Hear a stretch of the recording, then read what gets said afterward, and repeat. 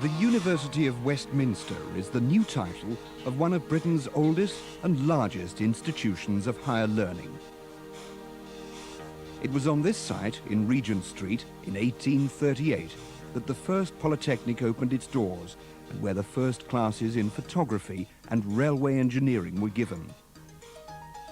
Under the guidance of Quintin Hogg, the Regent Street Poly developed a national and international reputation for the accessibility and range of its courses. It played an important part in the life of London.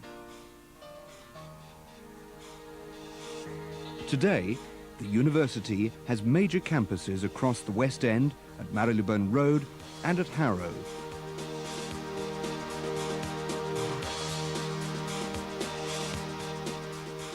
All the schools of study of the university pride themselves on the quality of the learning opportunities for people of all backgrounds and ages and at different points in their careers. Whether in communication or social science, design or psychology. The University of Westminster will, we hope, prove to have played a formative part in your personal and professional development.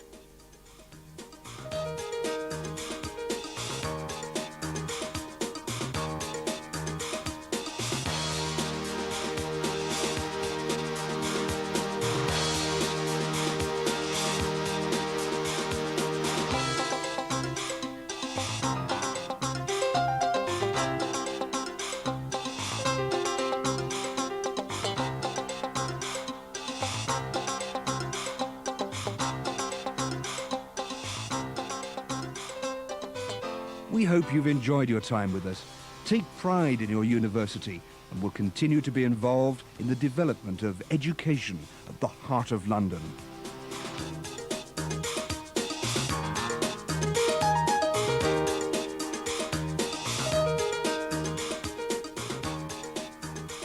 And now to the city, to the Barbican Centre and the culmination of your achievement of the University of Westminster, the annual presentation ceremony. PLC, both of whom are to be recognised by the University this afternoon with the award of honorary degrees. Now there's much to do, so we must hasten on with the programme. May I now call upon the Vice-Chancellor of the University of Westminster, Dr. Geoffrey Copland, to give us his address. Dr. Geoffrey Copland.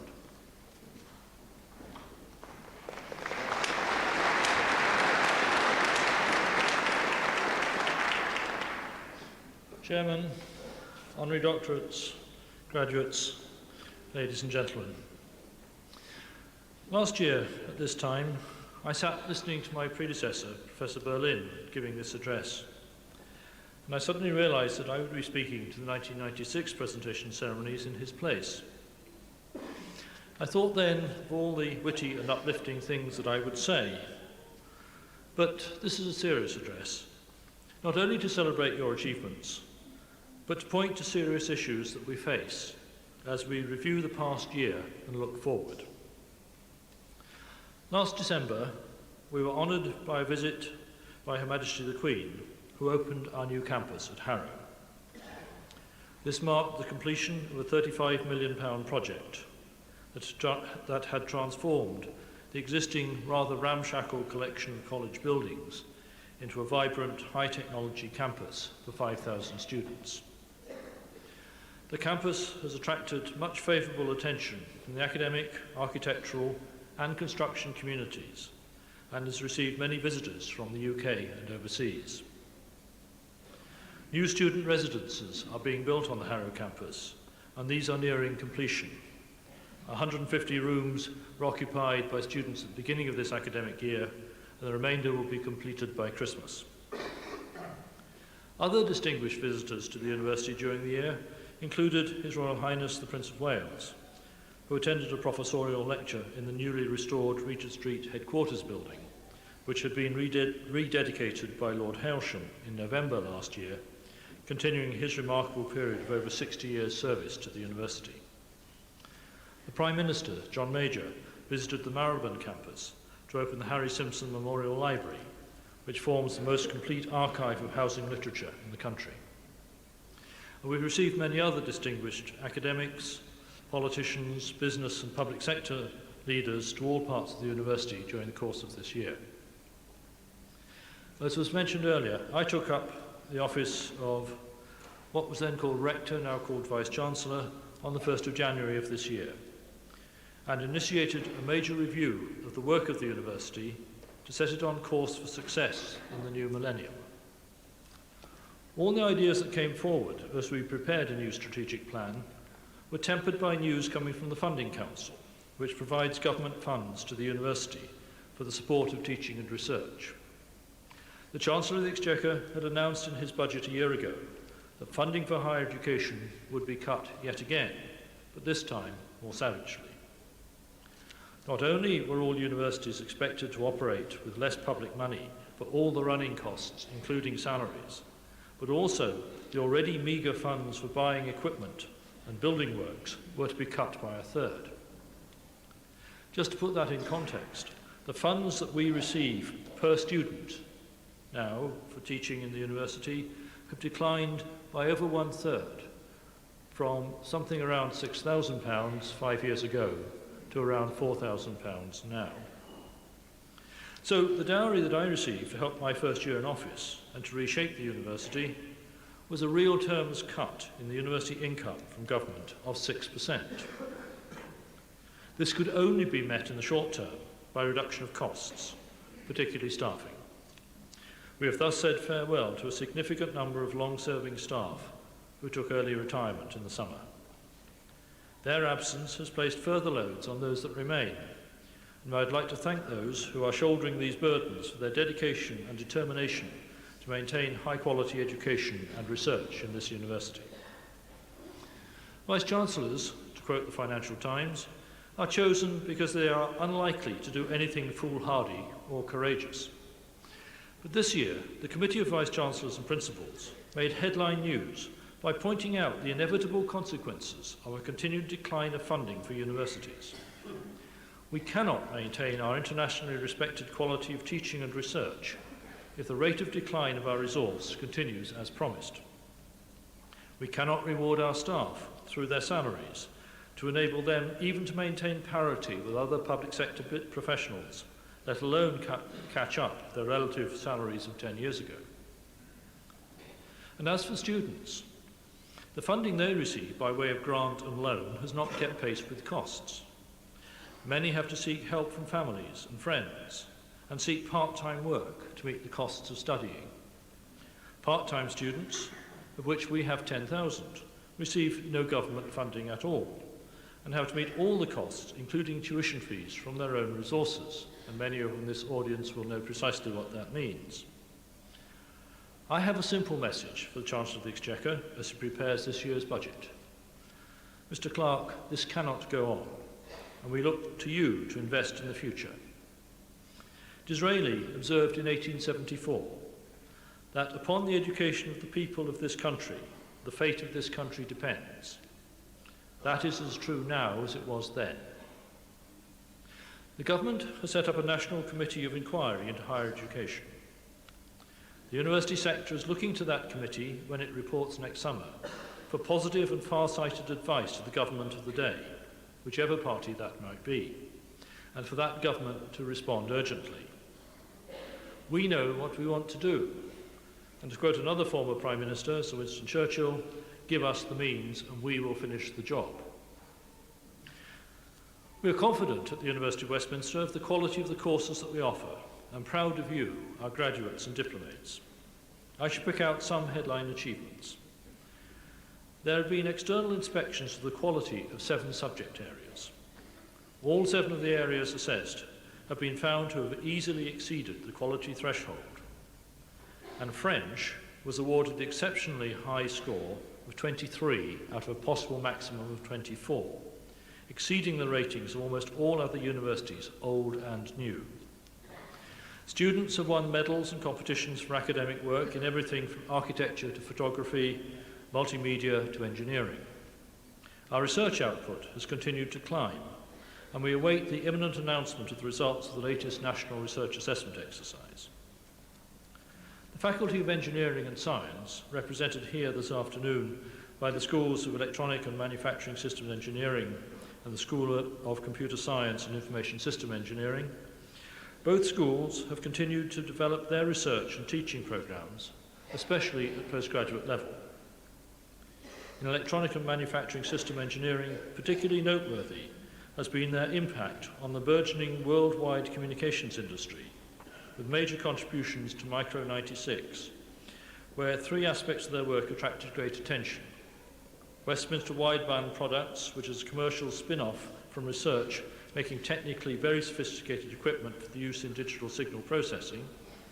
The prototype launch of a revolutionary alias-free digital system developed in conjunction with Professor Bilintis from Riga in Latvia, and advances in amplifier compensation techniques developed in collaboration with Brunel University. There's also been very important research development between mechanical engineers of the school and University College in the treatment of the healing of skin wounds.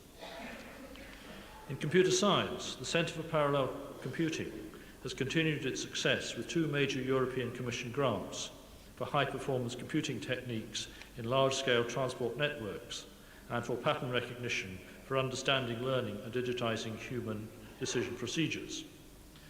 A new teaching company has been established concerned with medical telematics. New master's degree programs have been launched reflecting innovations in information technology. Final year student Ying Yang Pang won the Heat Pump Association Prize for her solution to the complex energy needs of a 400-bed hotel in the UK city centre, whilst a team of mechanical engineers from the university took second place for the second year running in the invitation-only International Project Week in Amsterdam, where 45 companies set technical problems to be solved. Achievements have not only been in the academic sphere.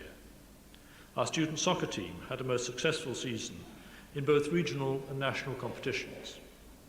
The men's and women boat clubs won some 44 medals and cups between them, winning several regattas, and for the first time ever, both the men's and women's boat clubs qualified to row in the Henley Royal Regatta. The university awards honorary degrees to distinguished persons who have made major contributions to their chosen professions and more broadly to society. I would like to briefly introduce the recipients of honorary degrees this afternoon, Dr. Alan Rudge and Professor Terence Berlin, one a former student, the other my predecessor. They will be more formally presented later in the programme. So today is a celebration of all your achievements, and it is my pleasure on behalf of the university to congratulate all recipients of degrees and diplomas on your awards. As I mentioned earlier, life for students, full-time or part-time, is hard. We expect you to produce high-quality work in demanding subjects, and you do that. You have to balance academic life, budgets, social life, and cultural life with many pressures upon you. Your success is a testimony to your ability and persistence. The staff of the university, the academics whom you meet, and the support staff providing all those services that you use but may never meet, have played a crucial part in your success, and I would like to take this opportunity on your behalf to thank them. But there is another group of people who have been important in your time here, and now I'm delighted to see so many of your friends, partners and family in this hall today to share your success. I thank all of you for the support and tolerance and encouragement that you have given to our students to help them to battle through the hard times, as well as rejoicing in the good times. As you enter or return to the world outside the university, in whatever activity, you'll have to cope with the unexpected. That is often much more easily done if you're part of a network and can call upon help and advice from others. The corollary of that is that you must be willing to share your expertise and experience with others when it is needed. John Donne said, "No man is an island entire of itself." And that was true 400 years ago, and doubtless he would include women were he writing now. It is perhaps more true now. In the world of competitive pressures, where we're expected to be self-reliant, there is in fact much to be gained from having others with whom to share. So one message I hope you will take away today is that the friendships that you have formed while studying here should remain, as they will be important in the future. We can help you with this through the University Alumni Association. All former students may become members of this association, and I would urge you to do so. Members of the Alumni Office have a stand outside this hall to talk to you about this. I had the privilege this summer of launching branches of the association in Singapore, Hong Kong, and Malaysia. It was a great pleasure to meet former students and to be able to bring them up to date with the university, but more important, I think, with news of staff and other students they had met here. It is also important to remember that the university can help you in later life. We have the biggest programme in the country of continuing professional development courses, a large offering of postgraduate and post-experience courses which you may find useful as your career develops or your interests change. I hope that you will look to us first when you're thinking of such activities, and also recommend them to your colleagues and your friends. So, congratulations and best wishes to all the presentees here, their families and friends for their patience in the difficult times, and to the staff of the university for their hard work and vision that has brought our presentees to this exciting point in their careers. Thank you.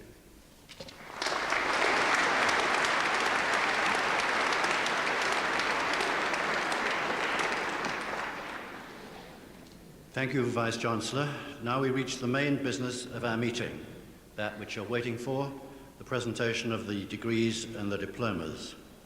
About applause, in previous years, we've rationed applause to the end of each school, but the University of Westminster is always ready to change, and we've decided this year to relax that restriction, and you may applaud as much as you want when you want, preferably with the hands, of course. But the odd whoop or two will happen, I'm quite sure. So now we begin. I'll now call upon Professor Terence Berlin to take his position in order to congratulate the graduands. And I call upon the Dean of the Faculty of Engineering and Science, Professor Geoffrey Holt, to introduce the School of Computer Science and Information Systems Engineering and the School of Electronic and Manufacturing Systems Engineering. Professor Geoffrey Holt.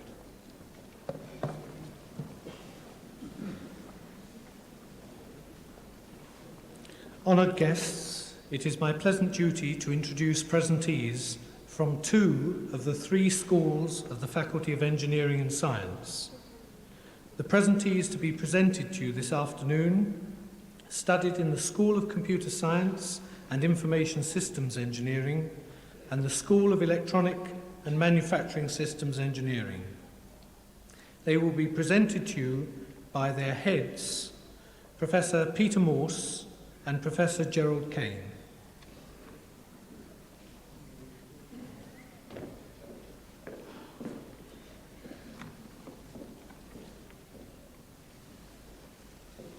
Presentees from the School of Computer Science and Information Systems Engineering. For the BTEC Certificate of Achievement in Computing in Information Systems, Amanda Gordon.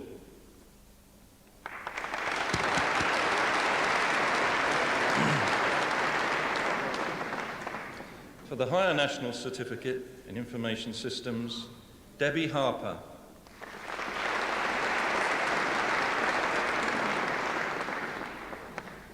Adebimpe Oyeyemi. Repeat these. Jacqueline Wales.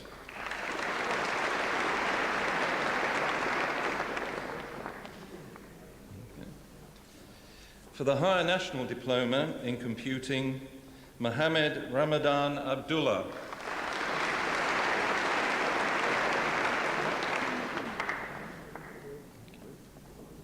Chana Cabral.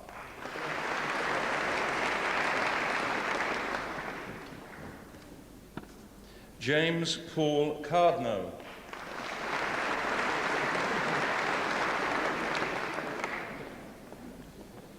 Eva Abba Coleman Daniels.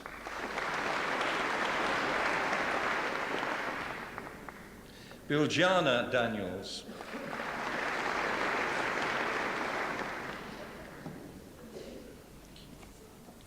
Metap Eva.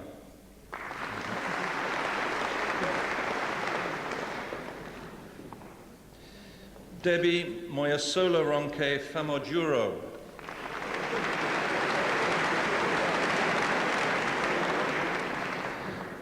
Said Hagos.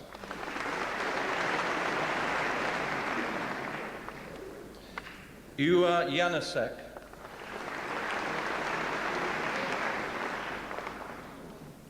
Salima Kasamo.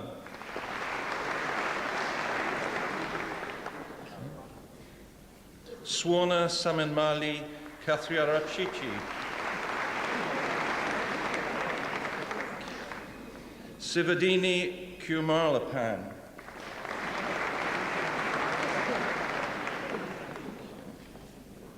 Michael Adebola Omomo.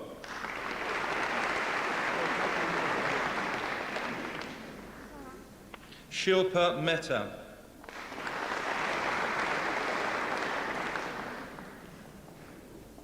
Peter John O'Flynn.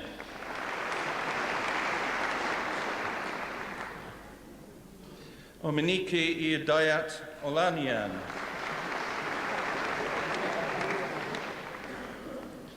Abdelkader Mabrouk.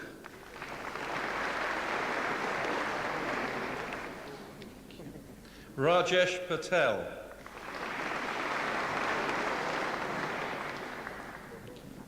Saima Qureshi.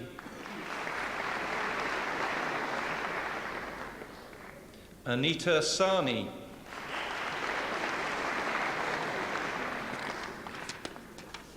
Thank you. For the BTEC certificate in software engineering, Medora Thompson.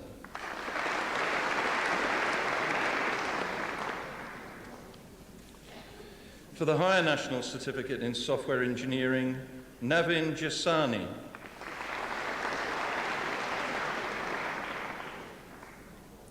Isegul Oskarakos. For the Higher National Diploma in Software Engineering, Kasipilai Arlinathan.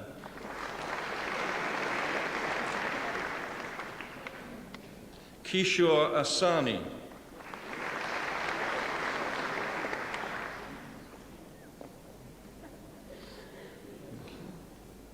Jivan Ati.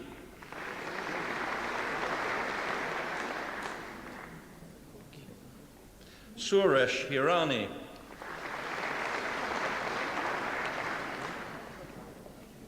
Simon Liu.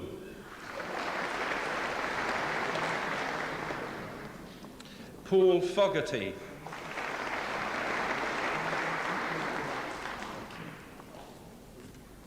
Randeep Sagu.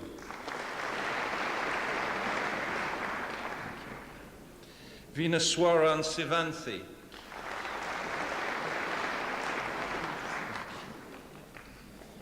For the Higher National Diploma in Electronic Engineering, Kamran Hanif.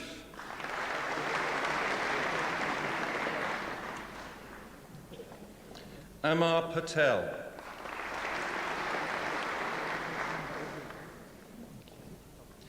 Nicholas Salas.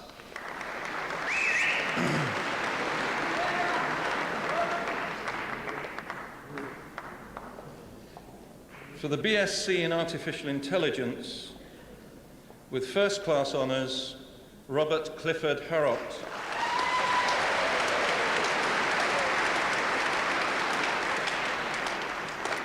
And Nicholas Llewellyn.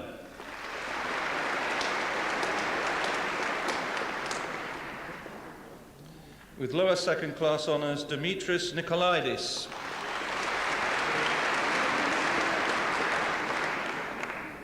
And with third-class honours, Faras Hamoudi.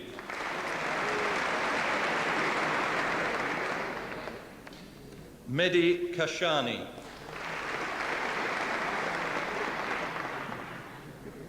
Fred Skeffy.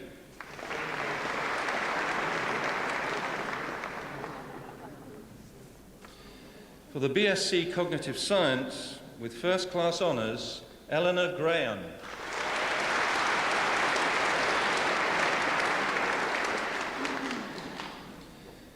Robert William Jenkins.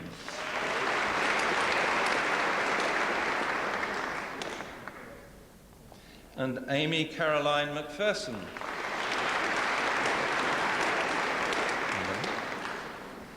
And Ruth Linda Norris.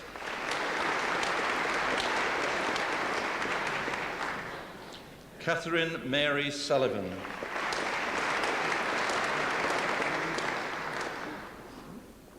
Claire Elizabeth Zabel.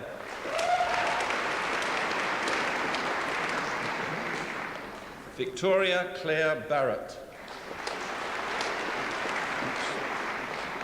With upper second class honours, Bina Banu.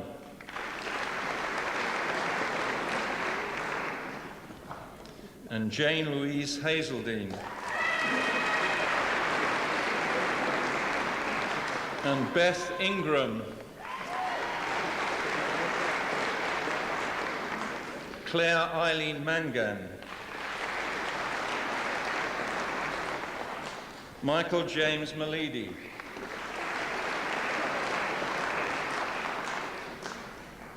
Deodata Karajitan Monero. John Edward Newland. Peter O'Connor.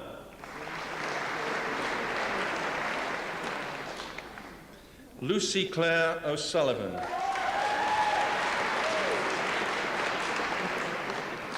John Robert Redgate.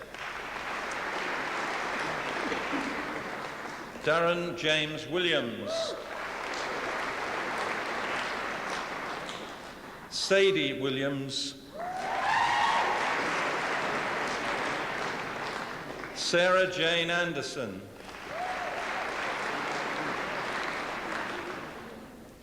For lower second, Samantha Jane Kerniff. Marie Elizabeth Fernandez. Lane Hoyer. Stuart Hurwitz. Tara Megal Kirans. Emma Jane Locker. Saima Hussein Siddiqui.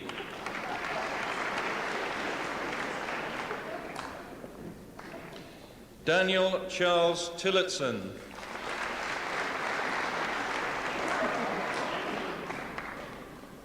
Elizabeth Chalk.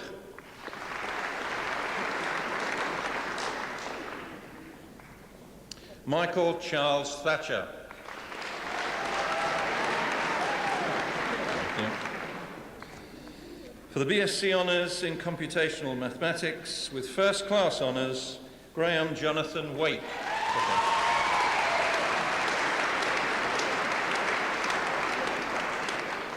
With lower second class honours, Muhammad Ali Kademi.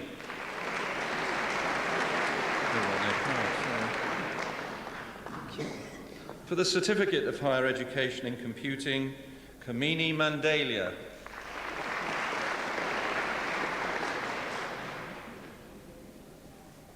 Shiromi Philomin.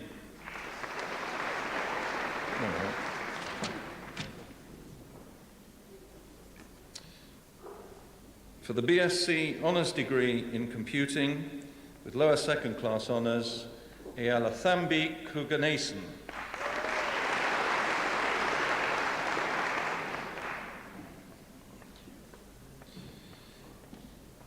With first class honours, Jamie MacDonald.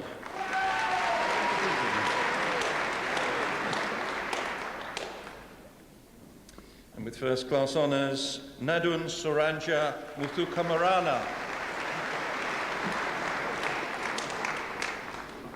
With upper second class honours, Khalil Ahmed.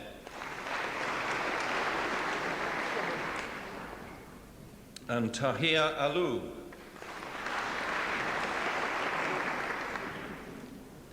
Paul Stewart Brierley. Shabir Dordali.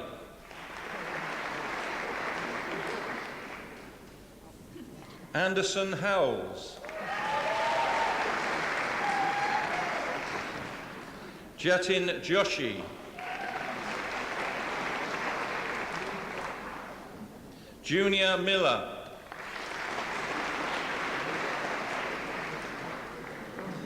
And Rita Opoku Seribugu.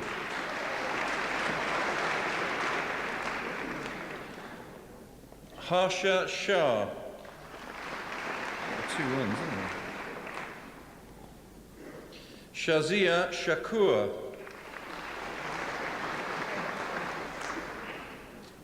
Rahil Adam Solkar.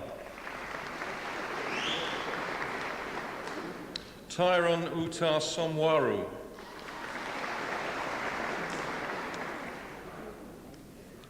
Nigel Charles Woodbridge.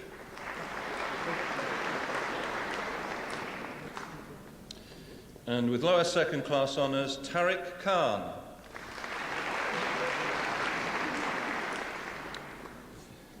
And Desmond Lowe.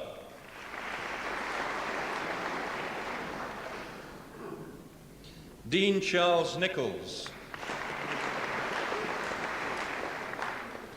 Jamal Mohammed Syed.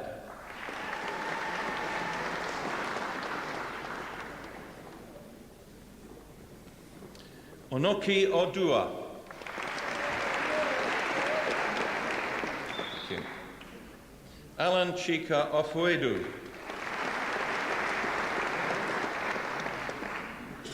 Kalindi Pandya. James Robert Payton. Hamid Reza Saidi.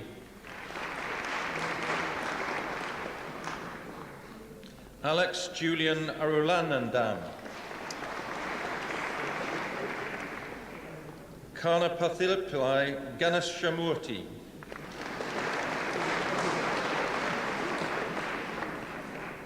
Olodare Taiwo Ogumbamawo.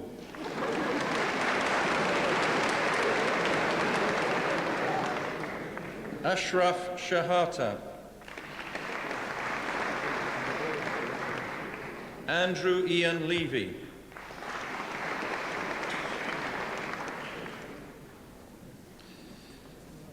For the BSc Science Computing, with first class honours, Justin John Lancaster.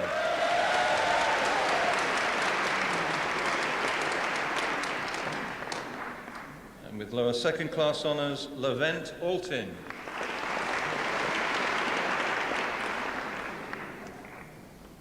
Desmond Amoa.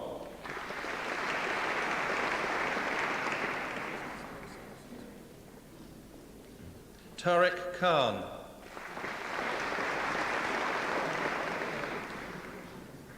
Barry Martin Karan. Daniel John Kennedy Sims. Paulette Elaine Drummond.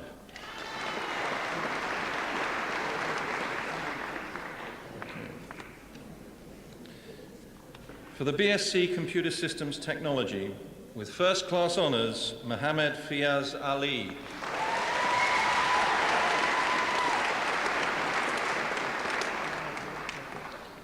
And with first class honours, Willie Martinez.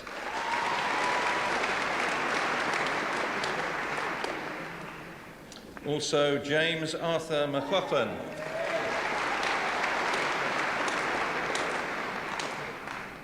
With upper second class honours, Alex Chung.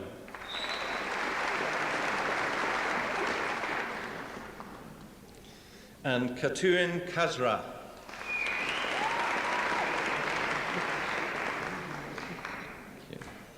And Gopal Pindoria.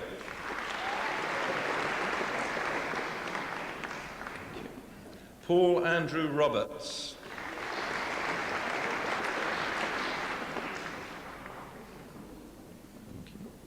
With lower second class honours, Sandeep Bahal.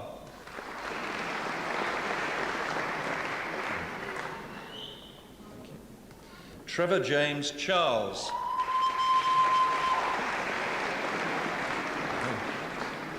Sidiquat Dawadu. Sheetal Lakhani.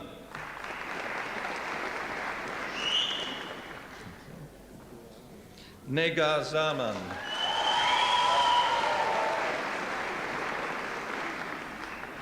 Uzma Zaman.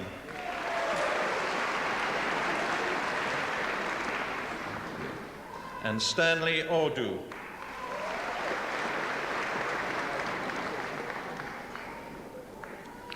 For the Diploma of Higher Education in Information Systems Engineering, Paresh Manji Patel.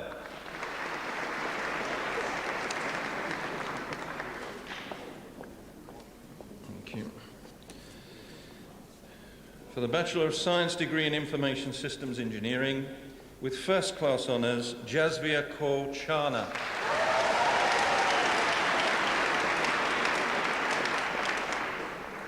And with first class honours, Michael John Dorey.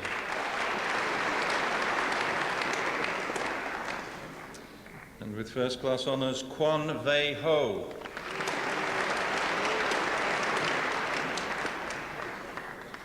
And Skevi Loizu.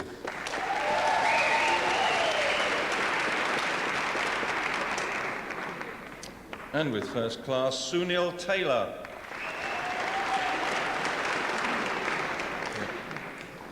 With upper second class honours, Robert Baruch.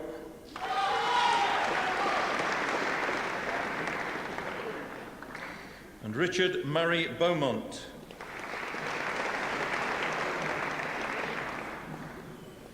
Parula Beshar.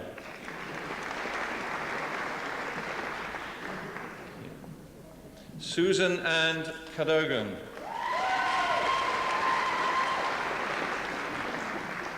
Rupan Kumar Chotai. Raymond Clark. Karamjit Singh Dillon. Chris Lazarus.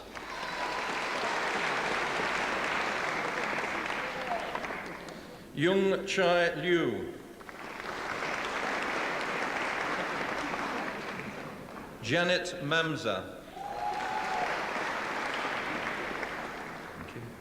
Michael McCormack. Shirin Mohammad Zadeh.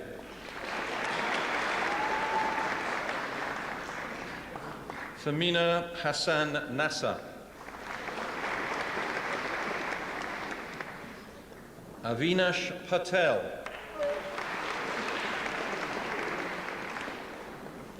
Sanjay Patel.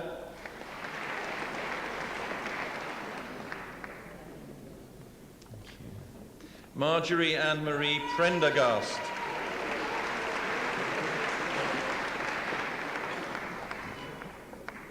Rita Sabnani.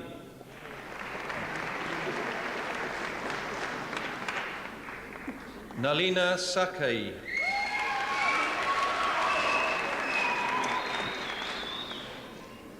Tajinder Singh Sarai. Paula Lorraine Saunders. Michael David Webber. With lower second class honours, Lynette Verena Allain. And Sohail Aslam.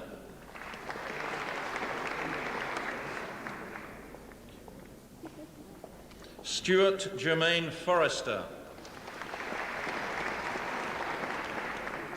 Mariam Jafarifa. Abdi Kamalati.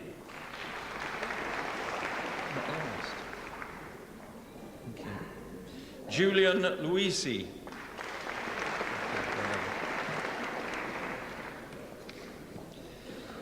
Nilufa Malik.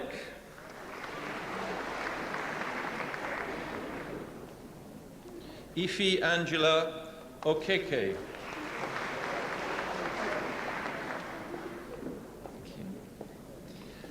Bervi Patel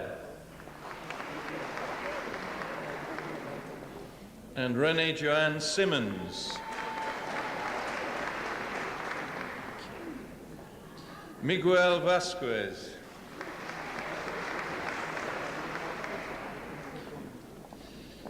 Maninder Singh Verdi.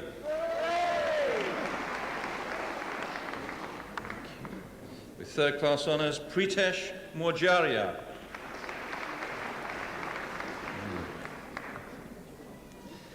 Bonnie Puihi Tang.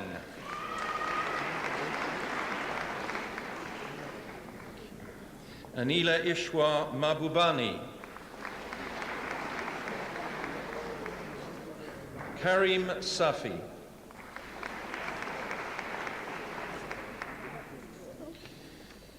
BSc Computing, upper second, Adib Arabi.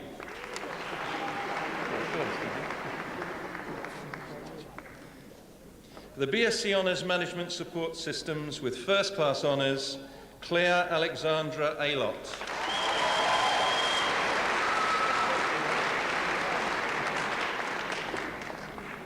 And with first class honours, Faustina Obiama Iwegbuna.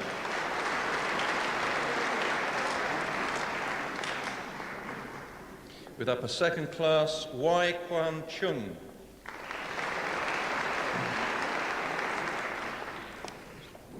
For the BSc Honours degree in Mathematical Sciences with first class honours, Juan Carlos Francos Rodriguez.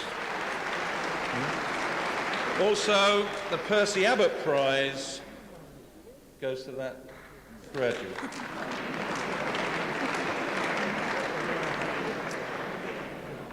With first class honours, Minal Vara.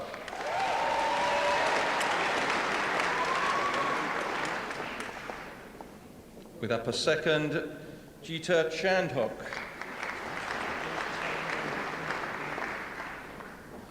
And Adeshola Lamidi. Arun Kumar Makandi.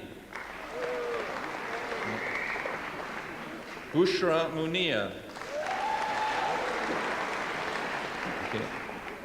Muhammad Ayaz Shah. Gatane Hailu Wold Michael. With lower second class honours, Kareen Chehane.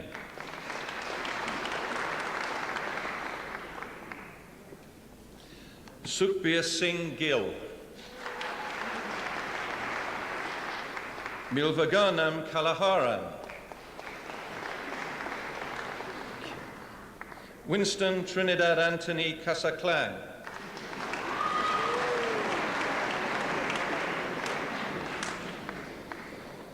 For the BSc Honours degree in Software Engineering with first class honours, Ioannis Bakatiris.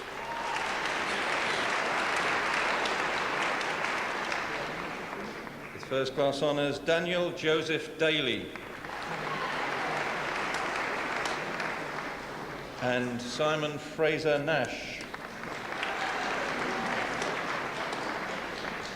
With first class honours, Trevor Michael Oates.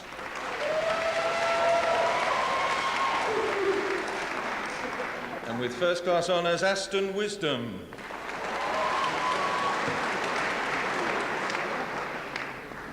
With upper second class honours, Hassan Kurban Hussein Bana.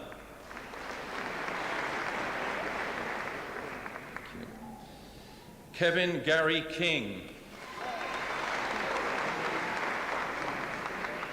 Marius Christopher Michael. Kiran Patel.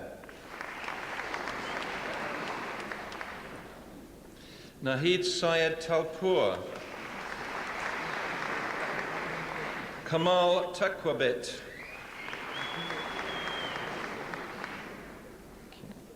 Lisa Taylor. Eleni Vasiliadou. Nalini White. Michael Christoforou. Theodoros Mitis. Mohammad Reza Nekuzad. Mark Shihan Pereira. Krishnasamy Sivakumar. And Aaron Gerald Sudra. Anastasia Gestimani Tremuntani.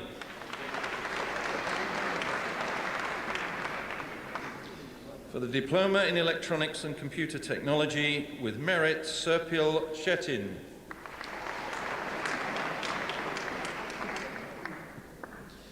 And Bandula Watuwege.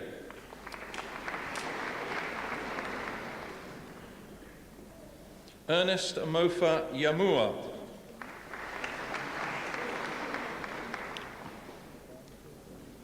For the Master's degree in Cognitive Science and Intelligent Computing, with distinction, Emmanuel Mavrikos.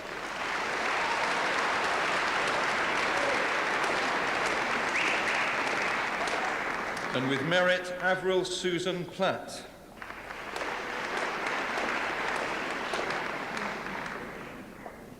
For the Master's degree, Computers in Instrumentation, Neville Richard Cooper.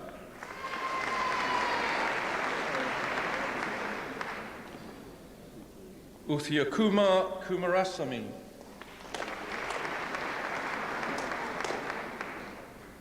For the Master's degree in Database Systems, with merit, Peter John Lansdell.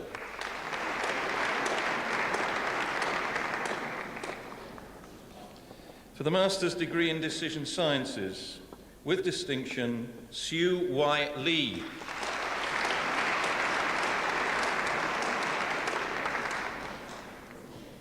And with merit, Ai Ling Chang.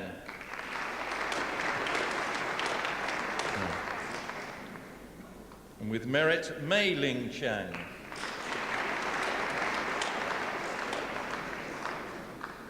And with merit, Wei Xian Chang.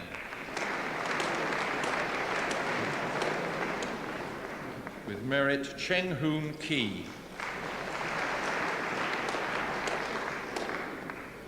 And Chrysula Sidiropoulou. And Mosisa Regassa.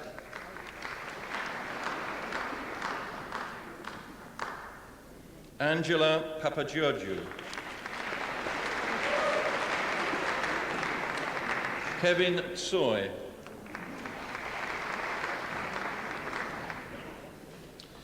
For the Master's degree in Information Systems Design, with distinction, Andrew James Arden.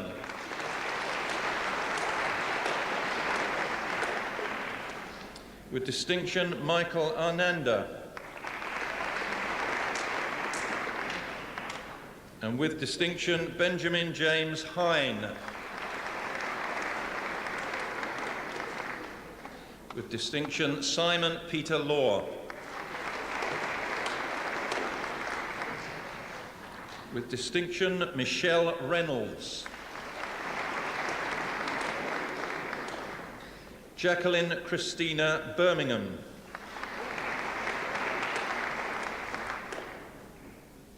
With merit, John Stuart Hamill. Arnold Oretsetsutimi Kopogo. Patrick Oliver Mulligan.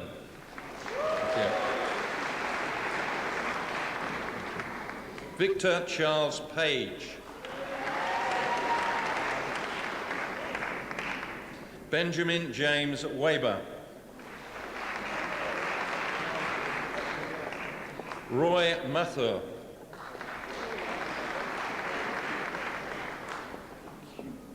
Anjum Nadeem Raja. Fabian Robert Mpaka Ralinda.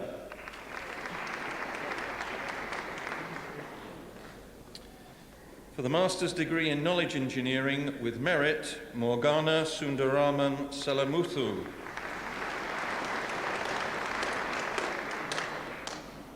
and Akshay Vinodchandra Shah.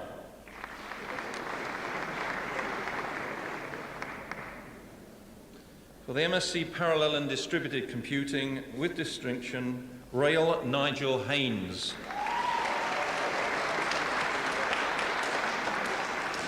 And with distinction, Gero Ralph Stockmar.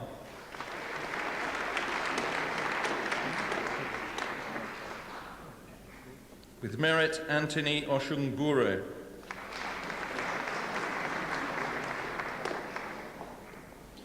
Sanjay Pravin Patel.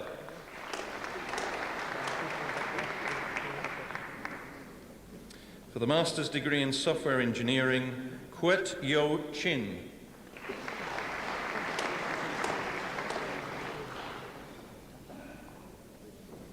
And Panico Florensos.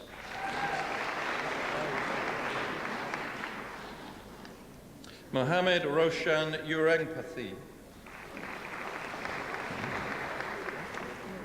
Isaac Kiefel.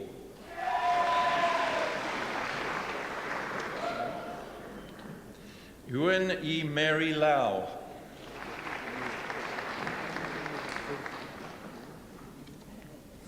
Uchendu Iroa Uche. Lawrence Wu.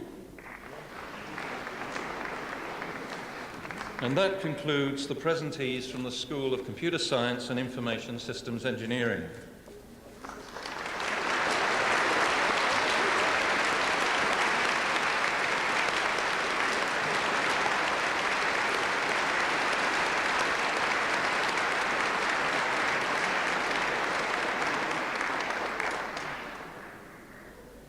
Presentees from the School of Electronic and Manufacturing Systems Engineering, H&D Engineering, Mechanical and Manufacturing, Oneor Omari Ati.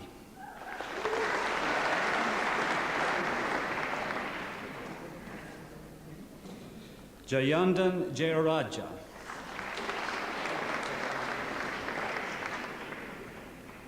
Arthur Saparamadu.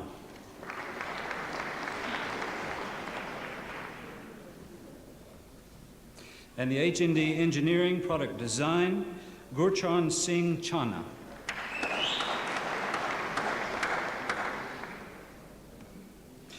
Kuljit Singh Hanspal.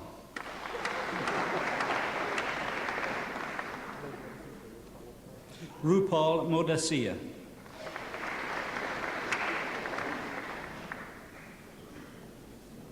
Remo Sartori.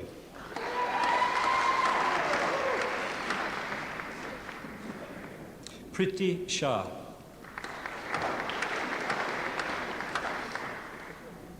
Jonathan Michael Willis.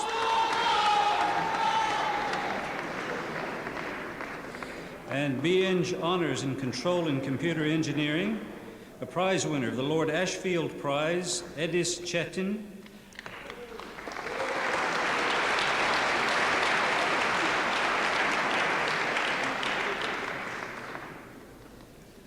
Upper Second Award, Christian Samuel Ebenezer.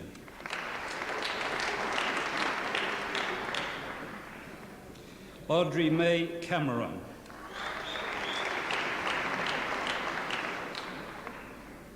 Christos Dukas.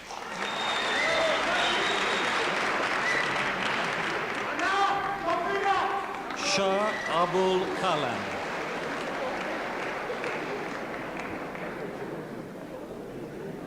Senthilnathan Sriharan.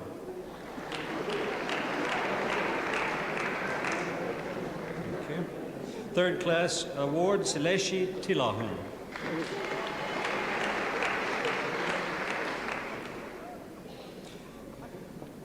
George Georgiou.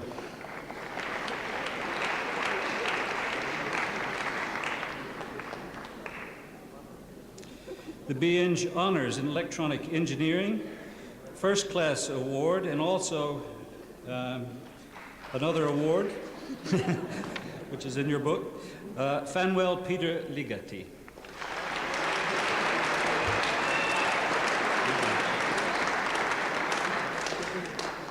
Mitesh Natwal Charwan.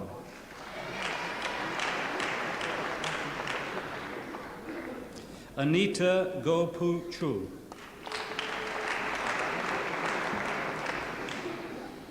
Stephen Paul Hand.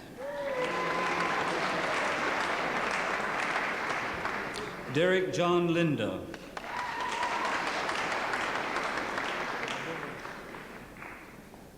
Keith Livingstone Isaac McLean.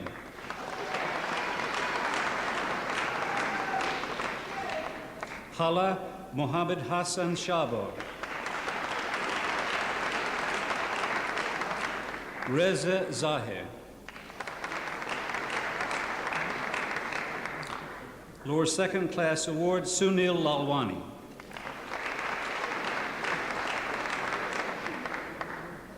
Darren Samuel Mackey.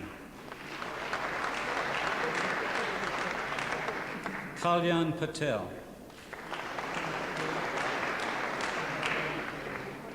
Michael Ian Woolham.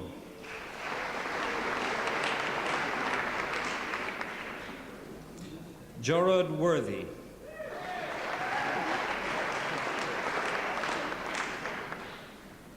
Third Class Award, Simon James Bindishi Brown.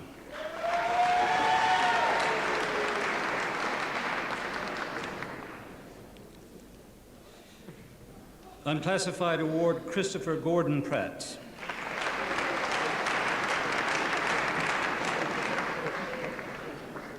Luke Christopher St. Clair Smith.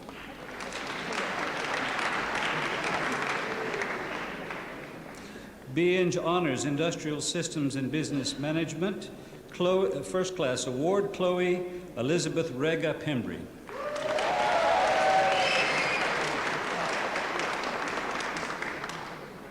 Upper Second, Ishmael Braithwaite.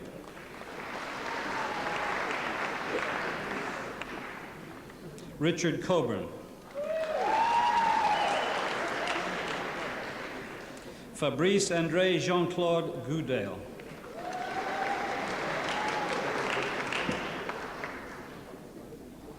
Terry Peter Hall. Nadia Janju.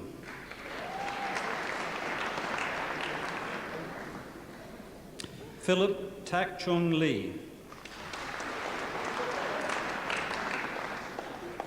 James Mackinson Sanders.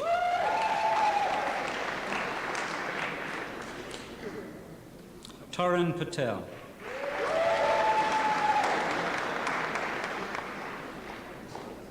Simon Derek Penfold.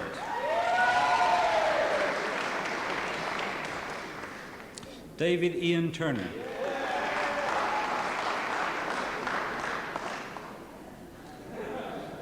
Sapna Vashisht.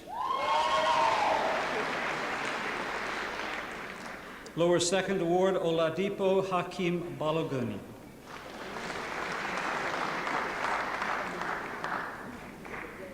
Christopher Ekundayo Barber Thomas. Vishal Gulhain. Saad Jasani. Jeffrey Khan. Daniel Lawson Kirby.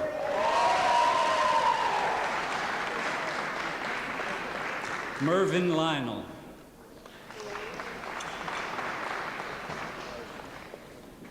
Michael Mimikos.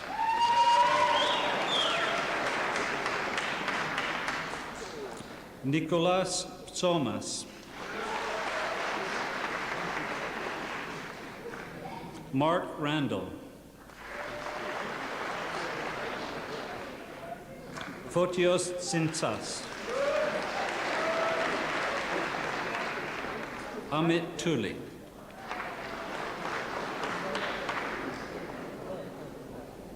Sumit Tuli.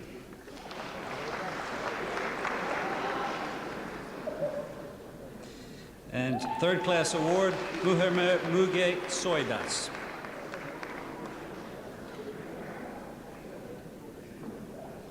For For the B.Eng Honours Mechanical Design Engineering, First Class Award, Nicholas Kevin Exidus. Upper Second Award, Robert Jarman.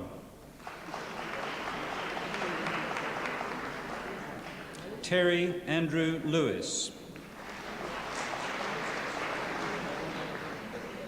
Andrew Christian Diaz.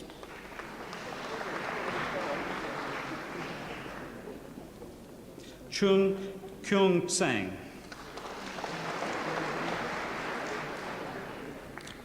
Lower Second Award, Chun Hon Chan. Thomas Gabriel.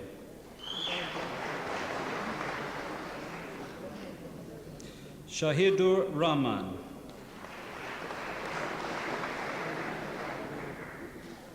Third Class Award, Shinsaku Saito.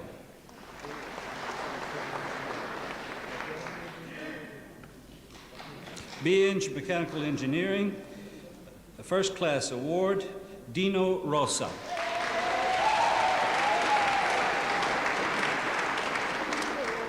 Upper Second Award, Abul Fayez Amaldali. And Vincent Akintundi Olafuminso Anjorin.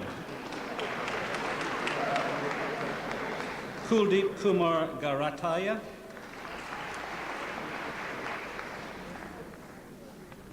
Peter James Jones.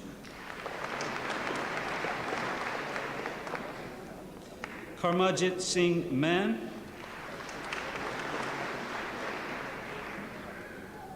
Ashvin Patel.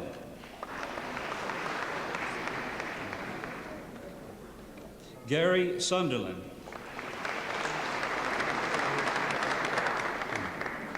Martin Catherell.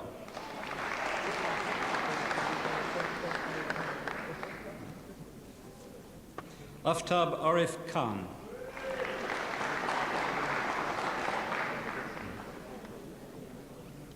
Man K. Peter Liu.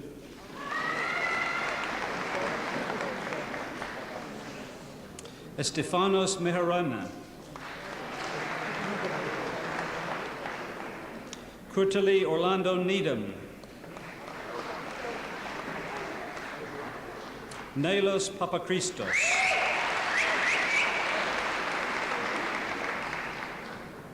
Gennaro Pelletier.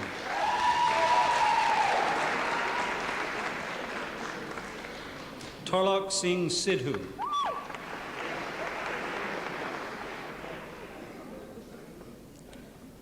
Kyriakos Vitokagiannis.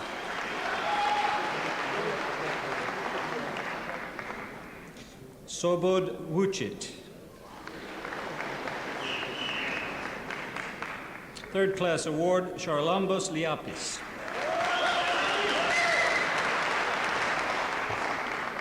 Unclassified Award, Ramias Miketi.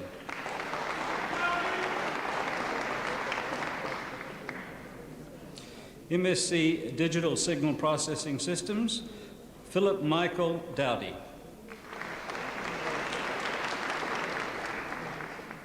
Wojciech Latusek. Mehboob Ahmed Mughal.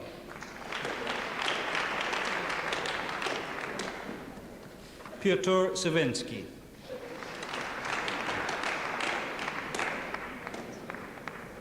The MSc Energy, Economics and the Environment, Antonios Sugaias.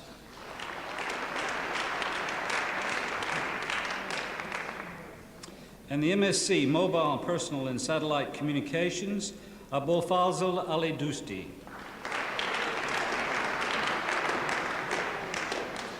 Ushman Beg Usman.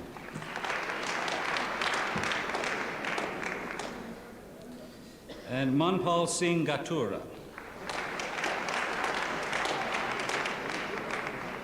Timothy Murphy.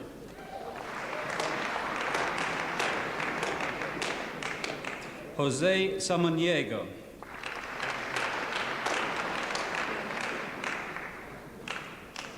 That concludes the list of presentees from the courses of the School of Electronic and Manufacturing Systems Engineering.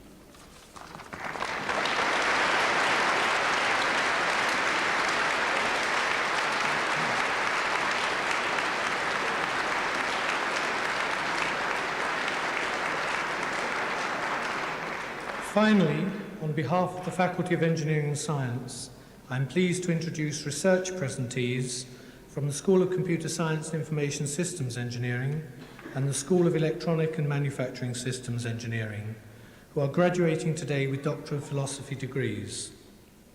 Such degrees follow a period of independent study, full-time or part-time, leading to a critical analysis of an area and original contribution to knowledge, set out in a thesis, and the defence of that thesis by oral examination. School of Electronic and Manufacturing Systems Engineering, for a thesis entitled Techniques for Reducing Digital Filter Complexity, is Ed Calais.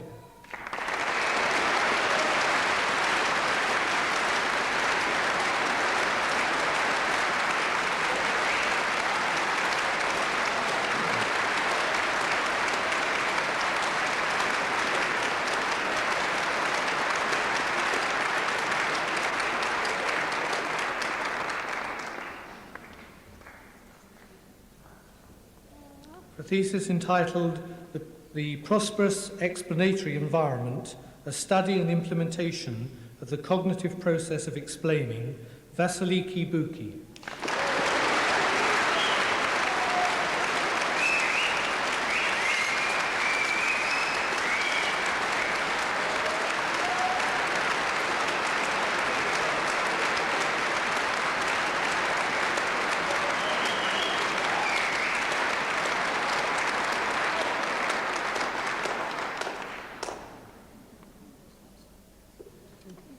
And for a thesis entitled Prototyping Tools for Parallel Program Design, Edmund Reed Hart.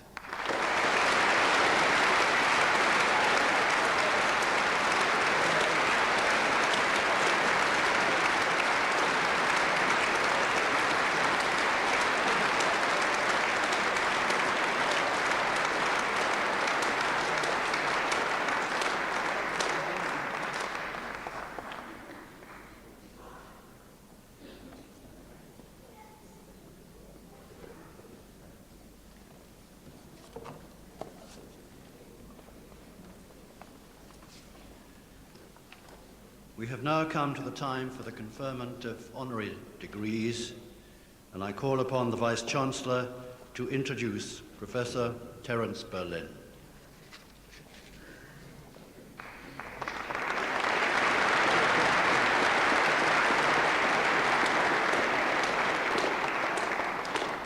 Chairman, ladies and gentlemen, it is with great pleasure that I present Professor Terence Berlin, former Rector of the University of Westminster. Terence Berlin, more normally known to many of us in the university as Terry, was born in London and educated at the Acton County School, from whence he went to the University of Southampton to study physics. He gained an external degree of the University of London after 2 years, and then specialising in physics, gained a BSc the following year. He had early developed an interest in the application of physics to medicine, and on graduation went to Mount Vernon Hospital in Northwood and the Radium Institute. 4 years later, he moved to the Hammersmith Hospital as a senior physicist, also working part-time at the St John's Hospital for Diseases of the Skin, a post that he continued for some 30 years. He was awarded a Doctor of Philosophy from the University of London in 1961, and in 1973 was awarded a Doctor of Science from the same university for work on radiation dosimetry, with particular applications to its applications to medicine. In 1962, he was appointed to the Regent Street Polytechnic as a senior lecturer in the physics department. At that time, research was unusual outside the established universities. But Terry continued his research interests in medical radiation physics during this time, and in 1969 he was appointed to the post of Reader in recognition of his research contributions. He was one of the first professors to be granted that title by the Polytechnic and was awarded the title Professor Emeritus on his retirement earlier this year. Regent Street Polytechnic was transformed into the Polytechnic of Central London in 1971, and Terry moved into senior management, becoming Pro-Director, then Senior Pro-Rector until 1982, when he was appointed Acting Rector before being confirmed in post as Rector. He held that post until his retirement at the end of 1995. During this time, he maintained his interest in his discipline of radiation physics and research, publishing many research papers, supervising research students, and serving on many external bodies related to radiation measurements and applications in medicine. In 1966, he was awarded the Röntgen Prize of the British Institute of Radiology. There is not time to list all the professional bodies outside the institution on which he served, but I shall make particular reference to three. He became an international expert on radiation units and measurement standards, serving for 40 years on the British Committee of Radiation Units and Measurements, being chairman for 11 years. He undertook many tasks for the Council for National Academic Awards, which was the validating body for the Polytechnic degrees, where his interests in academic standards, research, and medical physics were suitably harnessed. As the rector of the Polytechnic, he was a member of the Committee of Directors of Polytechnics, where he took a particular interest in promoting the cause of research in polytechnics. He was in the vanguard of those arguing that polytechnics should be awarded university status. As we all know, that argument was won, and in 1992, he had what I believe was the great personal satisfaction of leading the Polytechnic into the university world as the University of Westminster. It was my privilege to work as deputy to Terry for 8 years, and thus came to know him well. The first and abiding characteristic has been his dedication to the university, working long hours, sometimes in difficult circumstances, to advance the cause of the institution, whether it be called Regent Street Polytechnic, Polytechnic of Central London, or University of Westminster. He has a dogged determination to see through what he believes to be right, and he is a man of strong belief. He believes in hard work. He believes in the value of research in the teaching environment of higher education. He believed, and I put that in the past tense, in righting the injustice of the old binary system of higher education, where accidents of history had separated institutions into some things called universities and other things called polytechnics, treating the latter in a second-class way. He believes in high moral and ethical standards, coming from a strongly Christian background. He believes in the strength of family life, and his wife, delighted to see Pamela here, children and grandchildren feature strongly in his life. Above all, he believes passionately in the value of higher education and the value that that gives to those who pass through it. And he has, on many occasions, expressed to audiences at presentation ceremonies his belief that when our graduates become millionaires, they should remember from whence they came. Chairman, services to science and education, particularly the University of Westminster, may I present Professor Terence Berlin for the award of Doctor of Science, honoris causa.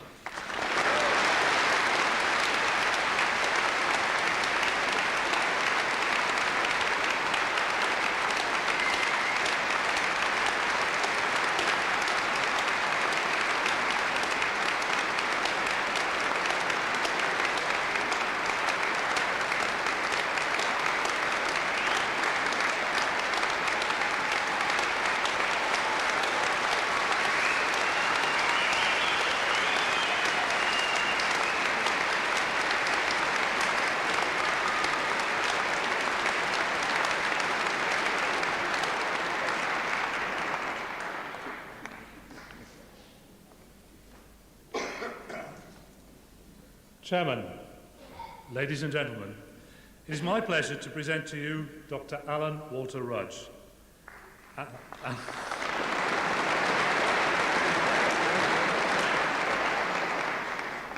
perhaps we should stop there. Alan Rudge was born in 1937 and was educated at Hugh Middleton School, leaving before A-levels to work in a city bank. It was not until 1956, when he was called up for national service in the RAF, that he saw the light, the electric light, and found his true career path through an interest in radar and electronic engineering. After demobilisation, he restarted his education, initially part-time, but then as a full-time student of electronic engineering at the Regent Street Polytechnic, forerunner of this distinguished university, and then the University of Birmingham, from which he received his PhD. He moved on to the Illinois Institute of Technology in Chicago, returning to Birmingham to teach and to carry out research in the field of electromagnetic theory. From there, he founded the Anglo-American Research Center for Radio Frequency Technology at the Electrical Research Association, becoming managing director of the association after it acquired the research center.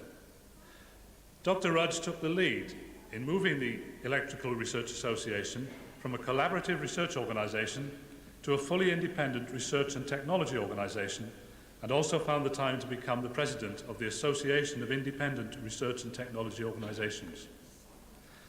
In 1987, Dr. Rudge was invited to become Director, Research and Technology at British Telecom, rising swiftly to Group Technology Director and eventually Deputy Group Managing Director and Deputy Chief Executive of BT. He serves on a number of research advisory bodies and is, in particular, Chairman of the Engineering and Physical Sciences Research Council, largest of the 6 councils which oversee the allocation of government funds for university research. He has been honoured by many universities and was awarded an OBE in 1987 and CBE in 1995. Despite this illustrious background, however, it is in his role of representative of and apologist for the profession of engineering in the United Kingdom that Alan Rudge may yet make an even more lasting impact. Dr. Rudge is past president of the Institution of Electrical Engineers and was a Faraday medalist in 1991. He is a fellow of the Royal Academy of Engineering, and he is now the chairman of the newly restructured Engineering Council. Under his leadership, the Engineering Council will be a patron of what is called ES, the Year of Engineering Sciences 1997, which will aim not only to show what the engineering profession has achieved for our nation, but also to stimulate a change of national mood. For example, to inspire the less successful to emulate the performance of the best. In relation to this inspirational project, the Engineering Council has launched the 2020 Vision Programme, which attempts to forecast developments up to the year 2020 AD in the 4 fields of transport, energy, the environment, and communications, to consider the issues those developments raise, and to identify the role of engineers in contributing to their solutions. More than 50 years have passed now since Lancelot Hogben wrote, "This is not the age of pamphleteers, this is the age of engineers." Yet we in the engineering profession all know how much pamphleteering there is still to do to promote awareness of engineering in our society. It is therefore a great personal honour for me, as a humble chartered engineer, to introduce to you today a new and far-sighted leader of our profession, and one whom the University of Westminster is particularly proud to be able to acknowledge as an alumnus. Chairman, ladies and gentlemen, in recognition of his distinguished contributions to research, technology and business, and of his work for the noble profession of engineering, I present to you Dr. Alan Walter Rudge for the award of the degree of Doctor of Science, honoris causa.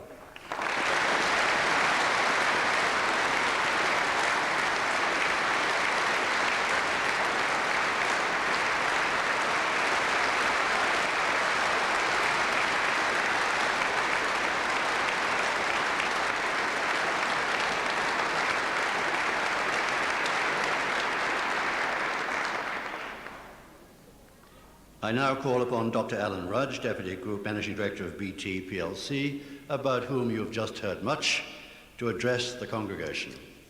Dr. Alan Rudge.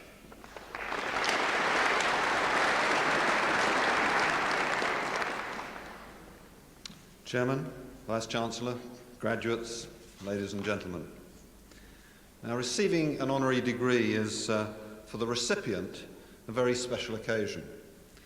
And to have one's past record presented publicly in such a favourable way, I can tell you it's not a common experience. So if such glory never comes my way again, thank you, Westminster. It was wonderful while it lasted. Events like this inevitably cause one to reflect upon one's career, and it's a little bit like being on a trip down memory lane when you hear these things recounted. And personally, I've been very fortunate in receiving awards to become a Fellow of the Royal Society, Fellow of the Royal Academy of Engineering, and so on. And also, as you heard, as Chairman of the new Engineering Council. And indeed, I'm also a member of the Prime Minister's Committee on Science and Technology.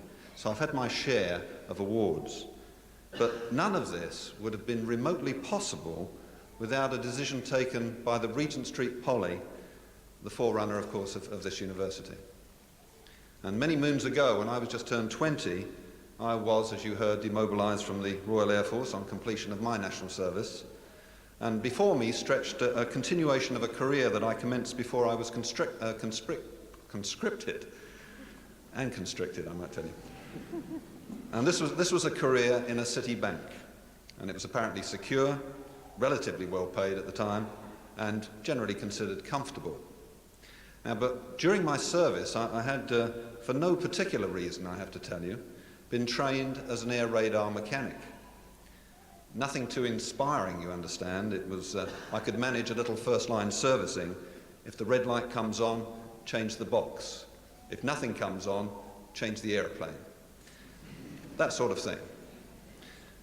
Now, I'm not too sure if perhaps I immersed my head into a radar beam once too often, but whatever it was, I came out with a compelling desire to better understand all this esoteric electronics stuff. Now, for better or worse, I decided I didn't want to be a banker, I wanted to be an engineer. It was a pity, really, that I hadn't had this great idea somewhat earlier in my career, because my education up until that point had not been entirely optimum. I had a few minor gaps, like no maths, no physics, no chemistry, just for example. But nevertheless, I was determined to be an engineer. I was going to be, even if that meant returning to square one. Well, I can tell you, square one it certainly was. And if I'd known how much work I had to do, then in all probability I'd never have started. But nevertheless, after a 3-year grind of evening classes and home study, I decided to apply what was then the Polytechnic in Regent Street to study electrical engineering. And this was a big turning point for me. If I couldn't get onto a full-time course, then I'd come to the conclusion there was little possibility of me ever making my ambition, and there was little point in proceeding. Now, my background was non-standard, my qualifications were still very imperfect, but the Poly, in its wisdom, took me in. And I am, and I always was and will remain, very grateful for the foresight of this school in making that decision for me. Now, it took 10 years after my initial decision before, having gone to both the Polytechnic and then the University of Birmingham, where I did my postgraduate research study, I emerged 10 years after my change of heart with a shiny new PhD and a ticket to America. I was ready to start my engineering career. It was a long road, but for me, I think, a very right one. Now, I learned a great deal during my years at the Poly, and then later at Birmingham. But what I didn't really appreciate at the time, and perhaps you haven't, is that the real strength of an engineering training lays in developing a methodical approach to problems which are often complex and sometimes involve many parameters. Problems about which initially you know very little. And I think the first rule for you is don't panic, chaps. Keep your cool, gather the data, understand the problem, and start looking for a solution which might be innovative, but it certainly has to be pragmatic, and preferably one which can be implemented in a timely and cost-effective manner. These are all things which are, if you like, the norm to engineers. Engineers are there to solve problems.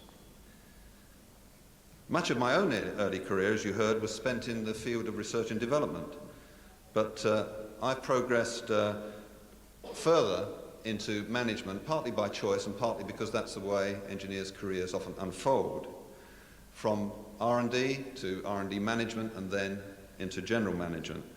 But all the way I found that the skills and discipline which are necessary in a scientific and engineering research background are equally valuable in dealing with the complex organisational and management problems that you come across later in your life. Now, these are the kinds of problems, or perhaps in today's talk I should say challenges. We never have problems today in business, we only have challenges, by the way. But they're becoming increasingly common in every sense and in every sector of commerce and industry. Now, I'm grateful to the Poly and Birmingham for providing me with some of the basic tools which have seen me in good stead throughout my career. And I think you're going to be similarly grateful to the University of Westminster. The capabilities of scientists and engineers to deal with problems in an increasingly complex and an increasingly technological world is becoming recognised in business sectors well outside those which are normally associated with engineering. For all this, though, there are still a number of very damaging myths which surround engineering careers, and they need putting down once and for all. And I'll give you some examples. Engineers don't get to the top. Engineers are badly paid, and hence engineering lacks status. And I have to tell you, all of that is absolute and complete rubbish. On a visit to New Zealand recently, I saw the results published there of a survey which they carried out to determine which were the professions which one should follow if you wanted to reach board director level. And they analysed all of the companies in New Zealand to come up with this data.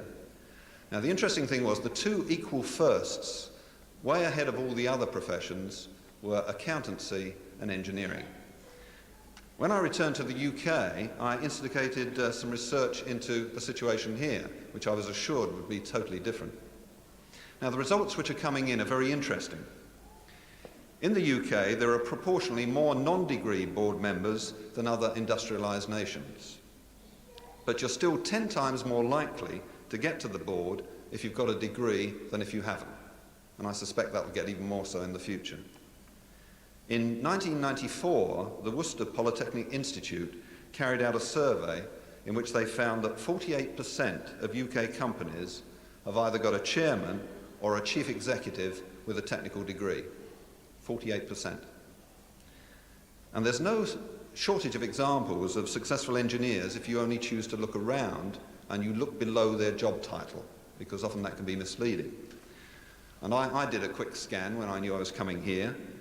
The Director General of the BBC is an engineer. The Chief Executive of Rolls-Royce is an engineer. The Chief Executive of British Energy is an engineer. The Chairman of the National Grid Company.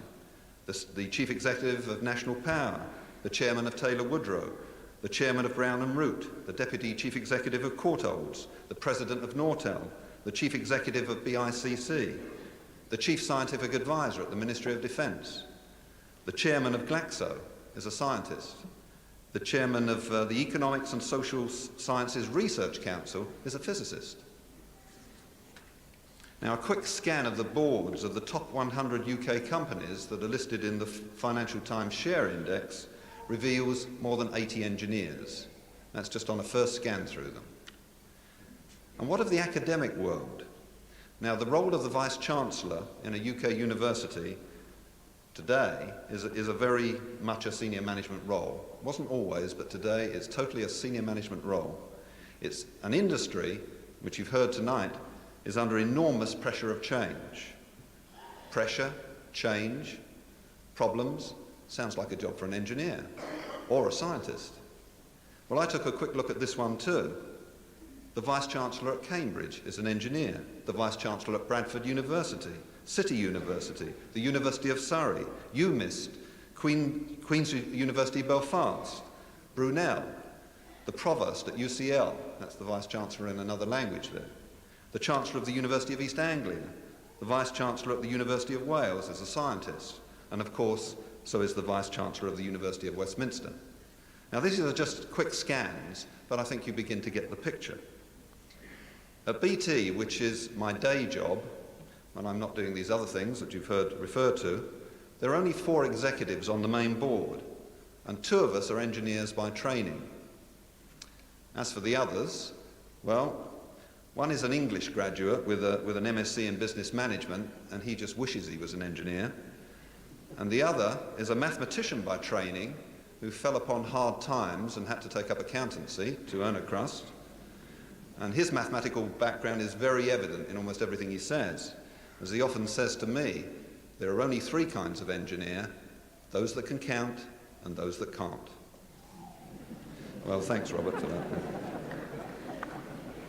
Now, clearly the truth is that engineers and scientists are just as successful at getting to the top as any other profession, and they're probably more successful than most, and the increasing complexity of the world and the almost total dependence on technology today, this trend can only increase rather than decrease, which has to be some very good news for all of you that are graduating today with engineering and scientific degrees. This, today, is an incredibly exciting time in many areas of science and engineering, so you're fortunate to be entering just at the right moment. And it's interesting not just at the laboratory end of the business, but also in the applications of technology, which are transforming not only the way we work, but the way we live and play. In the entire field of electronics, the engineering field there is changing at an absolutely phenomenal rate. And the point was made to me recently that if cars had made the same progress as electronics over the past decade, then you'd be able to drive from Cambridge to London in about half a second. And it would take about half a teaspoonful of petrol, by the way. And you wouldn't bother to put 20p in a parking meter when you arrived in London because you could buy a car for less than that. In my own area of activity, we have the effects of the convergence of telecommunications, broadcasting and computing, which is leading us into the information age. And though there are many myths about the information age, believe you me, it is a reality. It's an age where the use of multimedia technology and digital superhighways will give us access to information anytime, any place. Information which is not only going to provide better entertainment, but better health, education, training and business advantage. It's going to transform our lives in every respect. And there's no doubt that the role of scientists and engineers will be critical if all of these things are to come to pass. Today, you can lift a telephone, dial a string of digits, and communicate directly with any one of 1 billion people in more than 200 countries throughout the world. Tomorrow, you won't just speak to them, you can talk, share work, see them, play, and who knows what. Really, it'll all be down to you. And let me leave you with at least one engineer's view on life, the profession, and everything. I could tell you the first thing is that the answer is 42. I'll leave you to find the question. But science and engineering is about time and money and people as well as technology. There are many fundamental lessons that you have to learn at every phase of your career, and these will either challenge or lead you on to creative solutions, but also lead you, I think, into a good degree of satisfaction with every phase of your career. And many of these lessons, if they're learned thoroughly, are going to serve you well in the sphere of general management, if that's your ultimate goal. Finally, for those of you who are graduating in engineering today, welcome to the world of the professional engineer. Now, I hope you're going to go on to seek chartered status and play a full part in the profession. When you get to a certain stage in your life, I hope you will remember to try to put something back as well as take it out of the profession. There's a great deal to be done. I'd just like to wish you well in the doing of it. Thank you very much.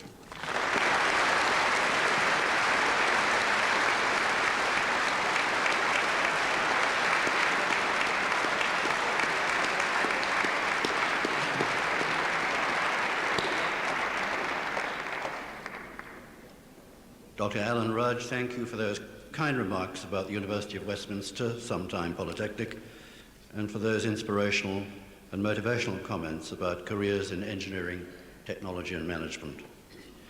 Our ceremony is now concluded. It remains for me on behalf of the platform party to thank you for coming. I hope that you enjoyed the occasion.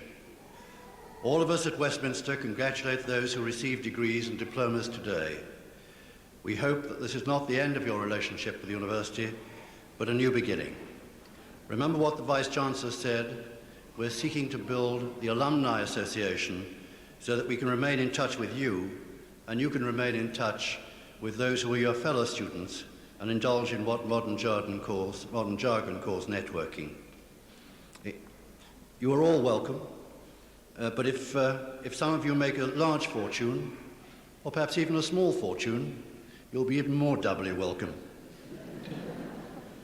So we hope to see many of you again, and we wish you very successful and rewarding careers. To achieve those careers against a background of continuing change, and we just heard about that a few moments ago, you may have to return to us from time to time for what the Vice-Chancellor called continuous professional development. Again, we will welcome you back. Just before we depart, may I express my thanks and yours to the students of Trinity College of Music, a college with which we at Westminster have special links, and who today have provided us with our fanfares. Thank you for yet another excellent performance.